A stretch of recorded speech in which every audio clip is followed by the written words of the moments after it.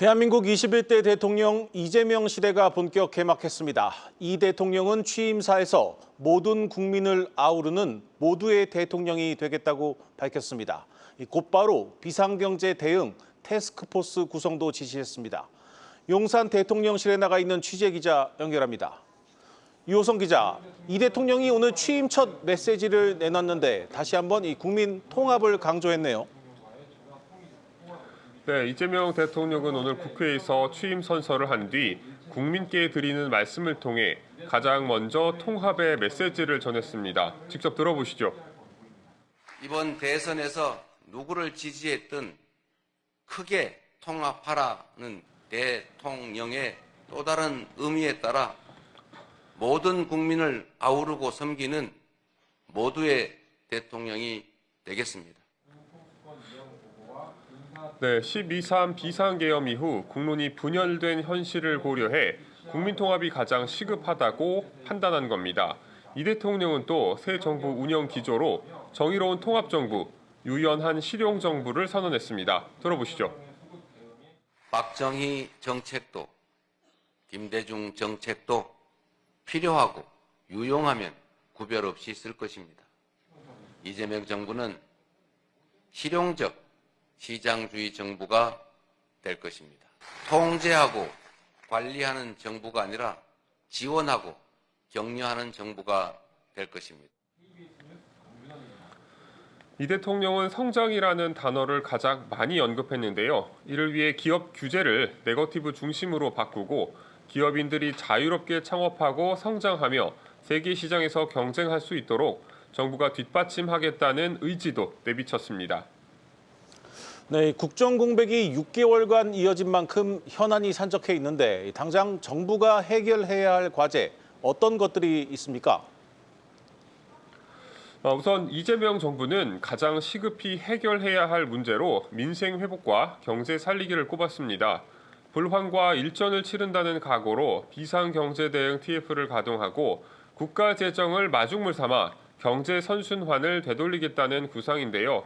이 대통령은 첫 브리핑에서 오늘이라도 모든 부처 책임자와 실무자를 모아 경제정책을 점검하겠다고 밝혔습니다. 그러면서 지금 당장은 바로 시행할 수 있는 경제회생 정책이 필요하고 그중 가장 핵심은 추경 편성이 될 가능성이 높다고 강조했습니다. 다만 대통령실에 아무것도 없는 상황에서 지금 완전히 새롭게 시작해야 한다며 준비 부족 상태로 정권이 출범하게 된 어려움도 함께 토로했습니다. 이재명 대통령이 도널드 트럼프 미국 대통령과 통화를 앞두고 있다는 점도 큰 관심을 받고 있습니다. 당선을 축하하고 한미 동맹의 공고함을 확인하는 상견례 성격의 대화가 오고 갈 것으로 보이지만 통상이나 안보 등 주요 현안이 예고 없이 논의될 가능성도 배제할 수 없습니다. 지금까지 용산 대통령실에서 한국경제TV 유호성입니다. 코스피 5천 시대를 외친 이재명 대통령의 취임과 함께 오늘 우리 주식시장은 그야말로 불을 뿜었습니다. 이재명 정부가 예고한 증시 부양책에 대한 기대감에 시장은 환호했습니다. 증권부 박혜린 기자 나왔습니다. 박 기자, 오늘 코스피가 2.6%나 올랐군요. 네, 그렇습니다. 연중 최고치인데요. 오늘 코스피 2.66% 급등했습니다. 연중 최고치일 뿐 아니라 지수가 2,770선을 넘어선 건 지난해 8월 1일 이후 처음입니다. 지난 월요일 말씀드렸던 역대 대선 9번 중 6번 대선에서 허니문 랠리가 나타났었기 때문에 상승 흐름이 어느 정도 예견되긴 했었으나 이렇게 단숨에 2,770선까지 치솟은 건 예상을 뛰어넘는 결과였습니다. 실제로 2000년대부터 역대 대선 다음 날 코스피 지수를 분석해봤습니다. 보시는 것처럼 오늘 상승폭이 가장 컸습니다. 코스피 지수를 끌어올린 건 외국인과 기관이었고요. 특히 외국인은 코스피 200 선물 지수도 3%나 끌어올리는 모습이었습니다. 외국인의 매수 규모는 현 선물 시장 합쳐서 약 1조 8천억 원 규모였습니다. 미국 고용지표 호조에 상승 출발했던 원달러 환율도 하락 반전에 3.6원 내린 1,369.5원으로 마감했습니다. 아무래도 이제 이재명 대통령이 예고한 정책들 이와 관련 관련한 업종들이 이 두드러지는 상승세를 보였네요. 네, 그렇습니다. 이 대통령이 1호 공약으로 내걸었던 게 인공지능 산업의 육성이었습니다. 여기에 간밤 엔비디아가 4개월 만에 뉴욕 증시 시총 1위를 탈환한 영향까지 더해지면서 오늘 반도체 업종, 특히 SK하이닉스 5% 가까이 급등했고 대표 수혜주로 그간 꼽혀왔던 솔트룩스 등은 20%대 급등했습니다. 또 이 대통령은 주주가치 제고와 증시 활성화에 방점을 찍고 있죠. 이에 오늘 증시에서도 지주사와 증권 업종의 상승세가 돋보였습니다. 지주사의 최대 관심사는 상법 개정안 통과입니다. 상법 개정안은 지주회사 저평가 문제를 풀 해법으로 증권가에선 지주사 중에서도 일반 주주 환원과 더불어 주요 자회사 실적이 나아지는 LS에 특히 주목하고 있습니다. 오늘 10%대 상승한 SK 역시 지배구조 개선과 주주 환원 확대 기대감 일고 있습니다. 특히 이재명 대통령이 후보 시절부터 코리아 디스카운트를 해소하고 코스피 5천 시대를 열겠다라고 강조하고 있는 만큼 증권업종도 오늘 힘을 받고 있는데요. 증권가에선 특히 리테일이 강한 키움증권과 신사업 준비가 원활한 미래에셋증권에 주목합니다. 특히 키움증권이 상반기, 미래에셋증권이 하반기 시행 예정인 밸류업 정책에 따른 자사주 매입이 주가 하단을 지지할 것이란 전망까지 나오고 있습니다. 물론 이제 새 정부 정책 모멘텀에 대한 기대도 있지만 여전히 트럼프 관세 불확실성도 있고 네. 우리 기업들 하반기 이익 추정도 사실 쉽지 않은 상황인데 네. 하반기 전망 증권사들은 어떻게 보고 있습니까? 네, 증권사들은요, 정부가 공약을 얼마나 속도감 있게 추진하느냐가 물론 관건이겠지만 하반기 증시 상승을 예견하는 의견이 우세합니다. 네. 특히 외국인의 매수세가 일시적이 아닌 추세적인 움직임이란 관측이 나오고 있습니다. 국내에선 정치적 우려가 해소되고 트럼프 관세 정책 후퇴, 또 미국 스태그플레이션 우려 완화 기대 등의 재료가 섞이며 외국인 수급이 개선될 수밖에 없다는 논리고요. 이 가운데 원달러 환율까지 안정되며 외국인 투자자의 국내 증시 유입 강도가 강해질 것이란 분석이 나옵니다. 일각에선 하반기 원달러 환율이 1,300원까지 내릴 수 있다는 전망까지 제기되는 상황입니다. 이런 가운데 주요 증권사들은 하반기 코스피가 3,000을 돌파할 것이란 전망 잇따라 내놓고 있습니다. 유진투자증권은 하반기 코스피 상단을 3,050으로 제시했고요. NH투자증권과 한화투자증권, 대신증권 등도 3,000피 내다보고 있습니다. 네. 이제 외신들도 우리 주식시장의 강세장 전환 가능성을 점치고 있습니다. 이어서 박찬희 기자의 보도입니다. 이재명 대통령이 취임한 첫날 국내 증시가 일제히 급등하자 외신들은 한국 증시 강세 전환 가능성에 주목했습니다. CNBC는 코스피가 강세장에 진입할 가능성이 커졌으며 원화는 아시아 통화 중 가장 강세를 보이고 있다고 전했습니다. 유가증권 시장에선 외국인 매수세가 대거 유입되며 보험, 증권, 은행 등 금융주와 건설, 조선 같은 경기 민감주가 강세를 보였습니다. 블룸버그 통신은 이재명 대통령의 대규모 재정 부양책이 외국인 투자 심리를 자극했다고 평가했습니다. 이재명 administration will roll out at least 35 trillion won extra budget bill sooner than later that will lift South Korea's GDP growth by 0.2 percentage point this year and 0.3 percentage point next year. 정치적 불확실성이 해소된 가운데 정책이 실질적으로 이행될 경우 강세장이 지속될 수 있다는 분석입니다. 하지만 구조적인 리스크에 대한 경고도 나왔습니다. 로이터 통신은 미국의 보호무역 기조와 이에 따른 공급망 재편 등 구조적 요인들이 한국 증시에 중장기적으로 부담을 줄 수 있다고 내다봤습니다. 니혼 게이자이 신문은 코스피 5천 시대 공약에 대해 상징적 의미에 가깝다며 실현 가능성은 낮다고 지적했습니다. Valuation is extremely cheap, but we are not sure about what the earnings going to be look like. So everybody were very confused. 증시 반등은 시작됐지만 대외 변수에 따른 불확실성이 공존하는 만큼 정책 이행 속도가 향후 증시 흐름을 좌우할 주요 변수가 될 전망입니다. 한국경제TV 박찬유입니다. 이재명 대통령이 취임사를 통해 국가 재정을 마중물 삼아 경제의 선순환을 되살리겠다고 말하면서 추가 경정 예산 편성을 사실상 예고했습니다. 세종 스튜디오 연결해 자세히 들어보겠습니다. 전민정 기자, 2차 축양 편성에 좀 속도가 붙을 것으로 보입니다. 그렇습니다. 이재명 대통령은 취임 선서 후 국민께 드리는 말씀에서 국가 재정을 마중물로 삼아 경제의 선순환을 되살리겠다며 즉각 추경 편성을 예고했습니다. 지난달 이뤄졌던 13조 8천억 규모의 1차 추경이 산불 대응과 통상 등 긴급한 사안에 대응하는 성격이었다면 새 정부의 2차 추경은 민생 회복에 방점이 찍힐 것으로 예상되는데요. 규모는 20조 정도가 될 것으로 보입니다. 대통령 정책실장으로 유력하게 거론되고 있는 이한주 민주연구원장은 오늘 한 인터뷰에서 1차 추경 당시 당에서 요구한 35조 원과 실제 추경과의 차이인 20조 원 정도가 추경의 기준이 될 것이라는 취지로 설명했습니다.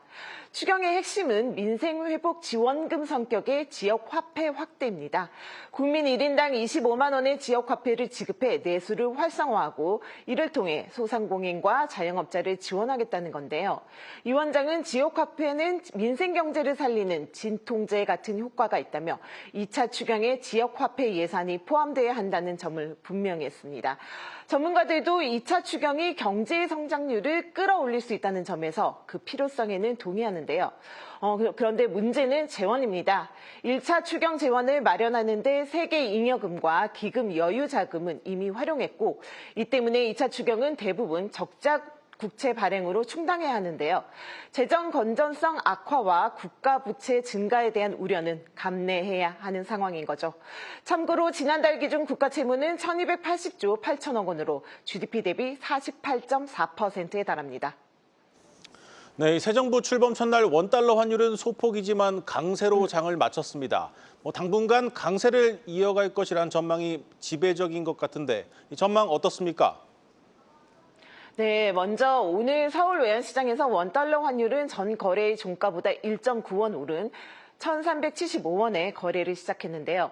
조만간 트럼프 미국 대통령과 시진핑 중국 국가주석이 직접 소통할 것이라는 관측이 나온 데다 미국의 구인 건수가 예상을 웃돌면서 달러화가 소폭 강세를 나타낸 겁니다.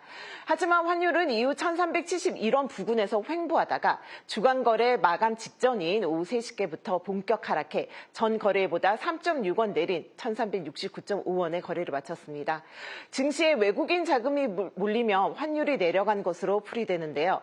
이재명 대통령 취임으로 국내 정치 불확실성이 해소되면서 워낙 강세 요인으로 작용했다는 분석도 나옵니다. 특히 대규모 추경 편성은 경제 성장을 떠받쳐 환율 안정을 이끌 수 있는 만큼 환율 상단은 제한될 것이라고 시장은 내다보고 있는데요. 증권가에선 연말까지 원달러 환율이 1,300원에서 1,330원 수준으로 점진적으로 하락할 수 있다는 전망도 내놓고 있습니다. 자, 오늘 마침 이제 5월 물가 지표도 발표가 됐습니다. 일단 1%대로 내려가긴 했는데 이 소비자들의 체감 물가와는 거리가 좀 있는 것 같습니다. 그렇습니다. 지난달 소비자 물가는 1년 전보다 1.9% 올랐는데요. 기상구조로 채소 출하량이 늘고 국제유가가 하락하면서 상승률은 5개월 만에 1%대로 내려왔습니다.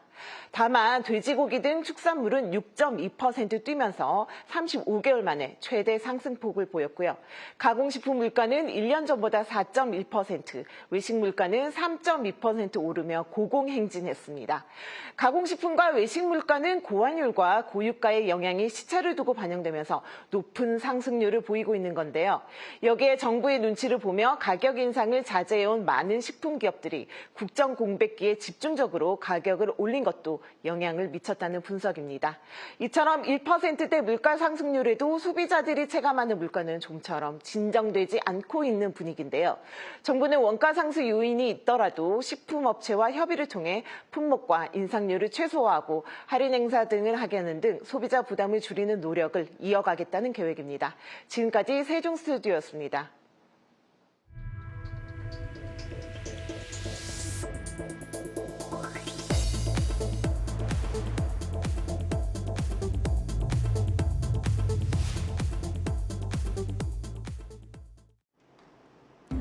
우리나라 부동산 시장은 정책과 금리 그리고 글로벌 경제 위기를 비롯한 다양한 변수에 의해 영향을 받았습니다. 지난 20년간 역대 정권별로 전국 아파트 매매 가격과 기준금리 흐름을 살펴봤습니다. 집값이 가장 많이 오른 시기는 노무현 정부 후반기에 해당하는 2006년이었습니다. 이미 IMF 외환위기 이후 경기 활성화를 위해 추진한 부동산 규제 완화 정책이 경기 회복세와 맞물리며 올라 있는 집값을 분양권 전매 제한과 투기 과열지구 확대 등으로 안정시키려고 했지만 오히려 시장 불안을 자극하면서 평균 27% 상승했습니다. 반대로 집값이 가장 많이 떨어진 시기는 문재인 정부 말기와 윤석열 정부 초기에 해당하는 2022년이었습니다. 박근혜 전 대통령 탄핵 이후 정권 교체에 대한 기대감과 공급 불확실성, 초저금리 환경이 복합적으로 작용하면서 아파트 가격이 크게 올랐었는데요. 이렇게 오른 집값을 잡기 위한 고강도 규제가 이어졌고 코로나19 확산과 미국 금리 인상 등의 악재가 겹치면서 시장 분위기가 급변했습니다. 이에 따라 전국적으로는 5% 하락하면서 글로벌 금융위기 때보다도 낙폭이 훨씬 컸습니다. 정리하면 글로벌 금융위기 이후 정책보다는 금리와 대출 규제 등의 금융 변수가 집값에 더 큰 영향을 미쳤다고 볼 수 있고요. 부동산 정책 또한 정권의 색깔보다는 시장의 흐름에 따라 좌우되는 모습을 확인할 수 있었습니다. 그렇다면 이재명 정부의 집값은 어떻게 될까요? 시기적으로는 박근혜 정부와 문재인 정부 사이, 기준금리와 집값 상승률 측면에서는 금리 인하기 반등 국면인 박근혜 정부 전반기와 비슷한 조건입니다. 하지만 당장 7월부터 고강도 대출 규제가 예정돼 있고 수도권과 지방 부동산 시장의 격차도 갈수록 벌어지고 있습니다. 이재명 당선인이 세금으로 수요를 억제하지 않고 공급을 늘려서 집값을 안정시키겠다는 목표를 내세웠지만 공급 주체인 건설사들이 여전히 업황 불안을 호소하고 있는 만큼 약속을 지키기 위해선 더욱 과감한 규제 개선이 필요하다는 지적도 나옵니다.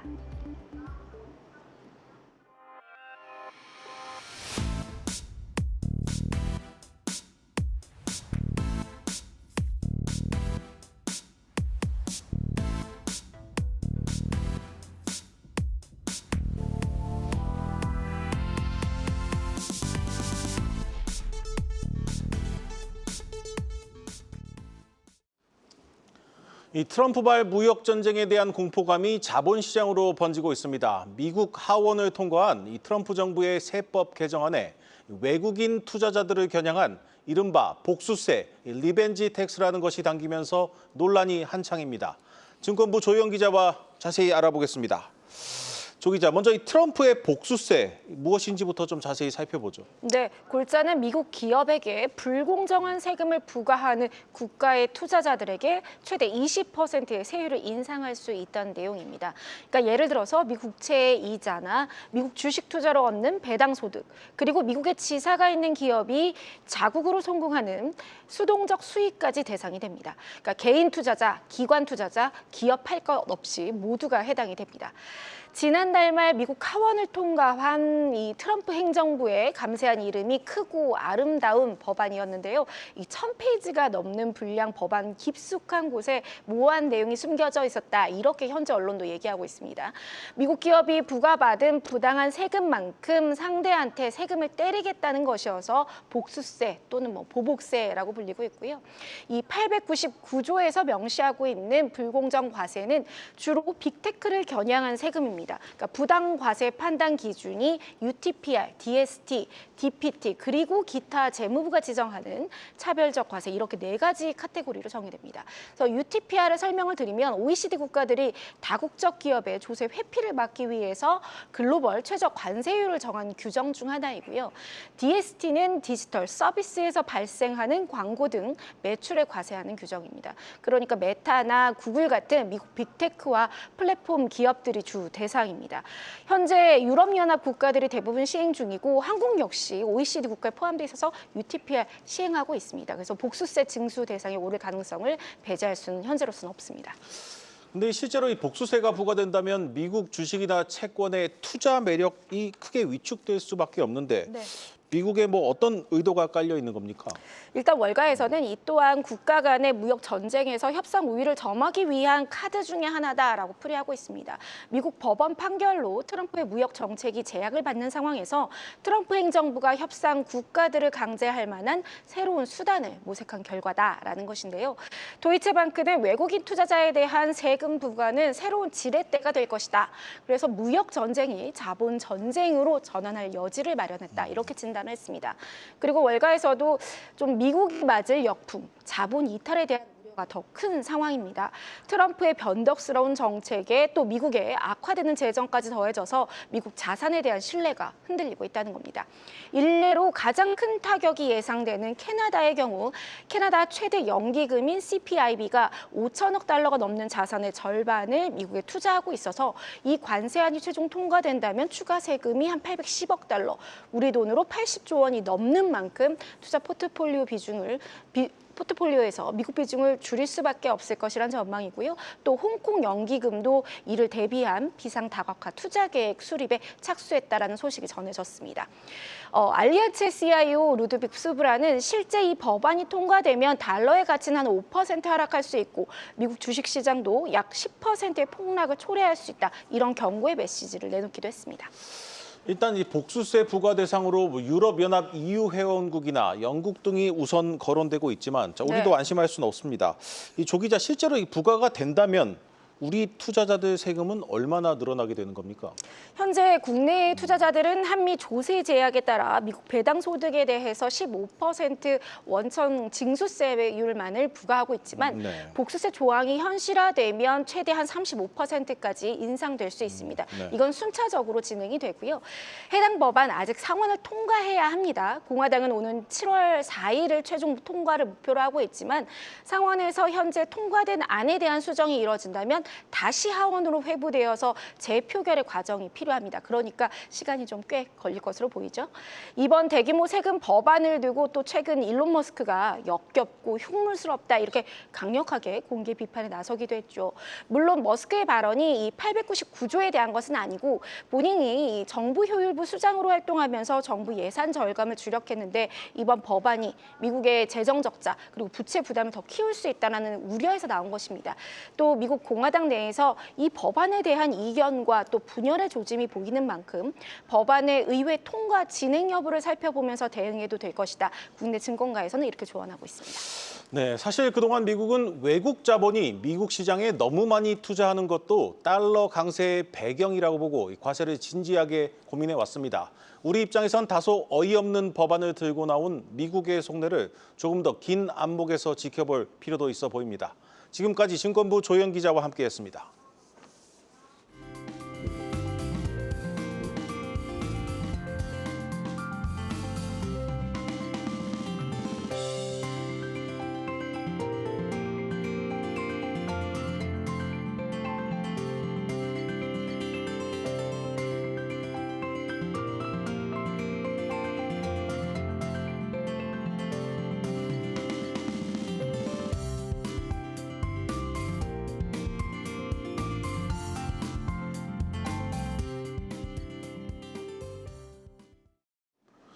오늘 준비한 뉴스 플러스는 여기까지입니다. 함께해 주신 여러분 고맙습니다.